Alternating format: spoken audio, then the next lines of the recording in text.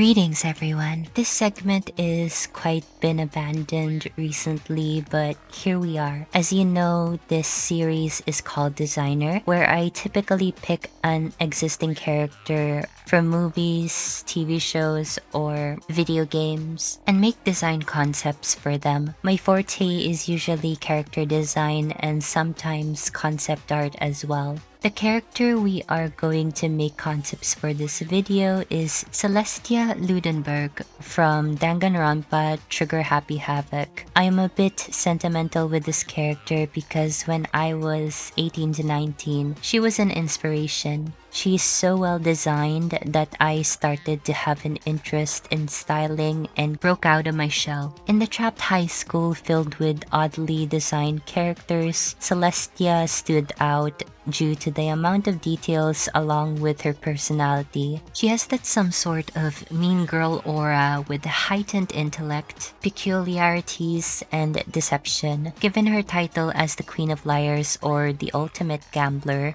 she is the epitome of a real fake on how she interacts and pushing her highly sophisticated decree and aesthetic living. I definitely love her as a character. Personality-wise, she is a bitch. She was supposed to be my first cosplay, but it was cancelled, I guess. So anyways, let us get started on analyzing her design first. I will start on her beta design. It has some interesting fluid concepts. She is one of those characters with the least amount of changes before the final release. To give some context, Danganronpa in the early stage is supposed to be called Distrust, which is much grittier and dark. The design shift is evident and more stylized in the final outcome. Celeste in her early design gives more of a doll-like character and is referred to as S. Ludenberg. He has this unfeeling, stone-cold, mysterious, and peculiar aura, very different from the one in the canon.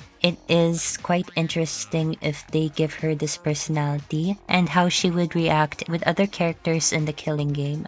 Her lace ribbons are on the front of her jacket. Striped stockings, twin drills with twin ribbons, and cross earrings. Apparently, she has this grotesque-looking bunny doll around. The design itself is such an interesting take if the game is in a darker execution. Now for her token and final design. There is not much of a drastic change, but the details make it noticeable. Her color palette is redefined in pops of color of both black and red.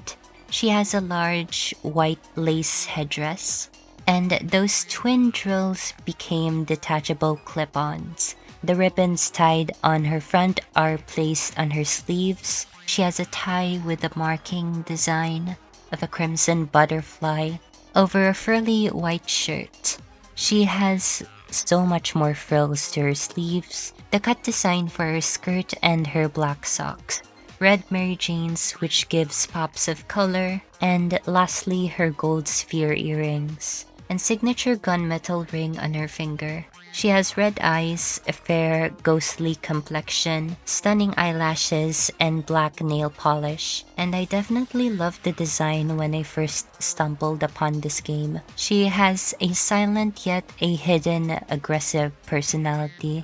The reason I resonated with her is because she has those vibes of that one weird kid who is just there, but you have some interesting conversations when you interact with them. An iconic character for the first game for sure. Celeste is a character featured in a game with an array of attention to detail. I think silhouette-wise, she is recognizable with her defying physics of a hairstyle and large petticoat skirt. Lolita fashion really exemplifies skirts, hairstyles, and adds more to the mix like pearls and lace. It is defined as an inspiration to European fashion translated into modern-day whimsy. Another suit of her personality is her talent for gambling and some keen areas alluding to that. Her gold accessories and her silver ring gives her a threatening edge. The markings on her tie give a sense of mystery to her own emotions. Overall, her demeanor as well helps with the poker face masking of her intentions.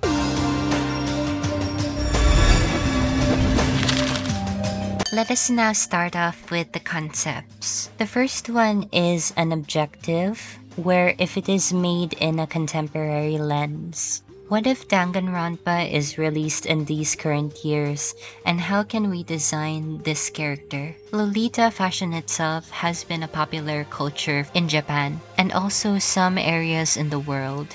They host meetups, tea parties, and any other regal activities. Celeste has this sort of fascination with European ordeals, like queens and hierarchy. She has this sort of delusion of being at the top and rankings, especially her classmates as soldiers, servants, or peasants. The larger details of her pieces are swapped to the headdress. It would be interesting to see her in a full drilled wave instead of her twin clip-ons. Her attire is now one dress instead of separate pieces, for comfortability as well as practicality. The dress itself features larger bell sleeves and a larger petticoat skirt. Those mentioned parts have trimmed ruffles all over it. The skirt part has some sewn lace details to it. I retained the tie to the design but tucked inside the dress, which is buttoned up.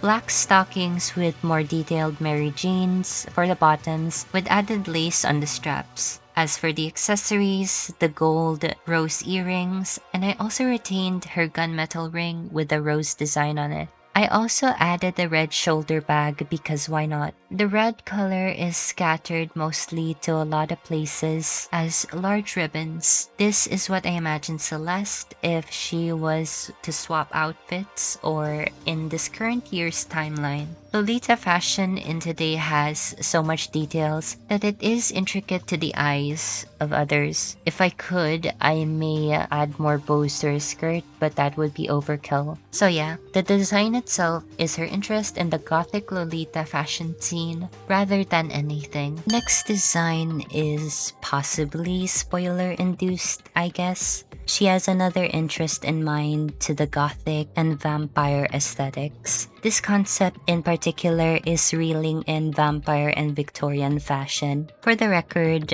it is heavily inspired by her anniversary outfit, which is on the reference found on the left. Really love the outfit, so I paid homage to it mostly. Where do I even begin? The details are intricate than the first one. The colors lean into red and black, and frankly, I did eliminate white from her color palette. Her hairstyle and accessories are directly straight up from her anniversary look, except the crown is removed, the veil is shorter. I would love to see Celeste in a veil or a bigger headdress, because that definitely would be the level of extra she has. There are roses on her bangs part, which is a nice touch to go along with the frills. Now for the apparel, and here is where things get extra. She has a crimson puffed blouse with a decorative ascot tie on her neck, supported by a corset with frills and a giant rose beaded on the front. She has a longer cone skirt, and the crimson dress is shown on the front opening with extra grand details. The split skirt has some subtle lace details and trains down on the back, with layers simply ludicrous. She has black tights and black lace-up boots with gold rose details and ribbons, beaded accessories for her headdress, and a spherical necklace. She also has extra dark eyeshadow for makeup. I admit the design got overboard. I guess this would be a supplementary formal or regal wear perhaps. I imagine the look where it blends Lolita yet exquisitely covers on the gothic and vampire romantic ideals. I do not know. Well, this design is appealing and detail-oriented at the same time. Now we get to the third and last, and definitely not the least. The plan is to make an entire shift of her aesthetics in different tonal fashion. If the first one is full-on Lolita fashion, the second one is a blend of both, including her vampire aesthetics. This one strays away entirely. Aristocratic and Victorian aesthetics to present in the showcase. I also found some references on what a gambler looks like. In short, the concept is favoring her talent with a different style philosophy.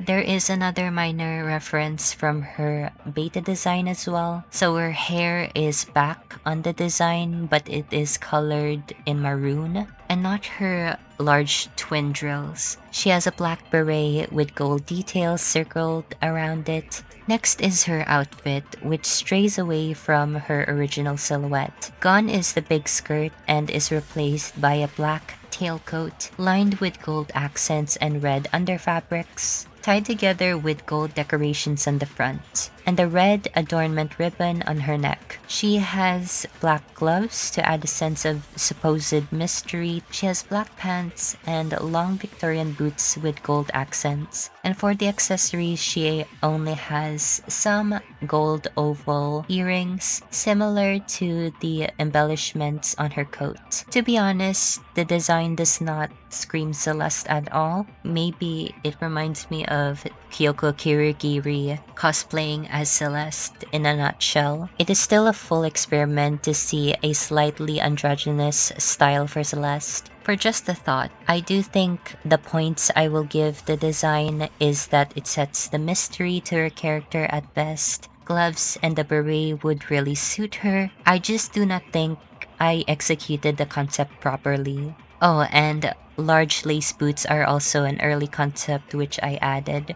This last one is truly what if Celeste has a different aesthetic to work with except her canon one. Well, that is all for the concepts I made in this segment. I would say I love the first and second concept on how they rearrange the character but still feels suitable for Celeste. The third one I do have some gripes with, but what do you think on all three of these? Which one is your favorite? Please leave some thoughts in the comments below if you'd like to see more of the designer series. Feel free to like and subscribe, and I will see you in the next video.